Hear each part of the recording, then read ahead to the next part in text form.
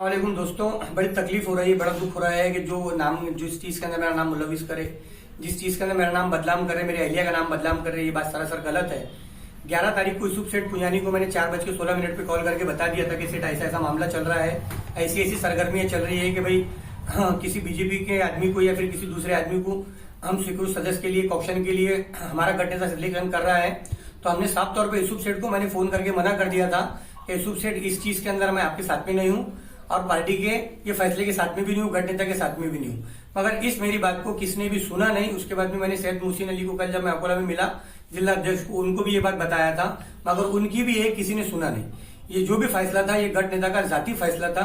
ये फैसले के अंदर मेरी बीवी रेशमा परवीन मोहम्मद अजीम कोई भी तरीके से मुलविस नहीं थी। और ये जब सारी बातों का मेरे को मामला मालूम पड़ा कि ऐसा ऐसा कोई किसी की सुन नहीं रहा, तो मैंने अल्लाह को हाजिर नाजिर गवाह रख के कल इमाम पार्टी के प्राथमिक सदस्य पद से इस्तीफा दिया था। इसीलिए इस्तीफा दिया था कि ये लोग, ये बदनामी मैं सही नहीं सकता था, ये इतना बड़ा बोझ मैं सही नहीं सकता था।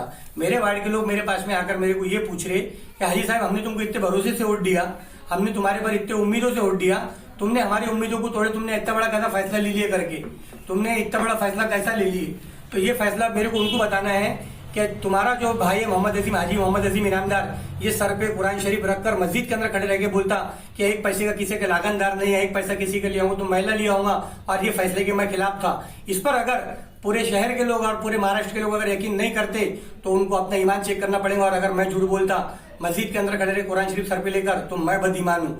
लोग जो है तोहमतें लगा रहे हैं, तो अल्लाह से डरो। मैं अशरे के रोज पकड़ूंगा जो लोग बिना सोचे समझे इस पर तोहमतें लगा रहे हैं कि इसने ऐसा कर लिया, इसने ऐसा कर लिया। मैं पहले दिन से इस फैसले के खिलाफ था। मेरा फैसला ये था, किस्मत भाई को लो, ताज राना को लो, साजिद इनामदार को लो या बाबू भाई को लो।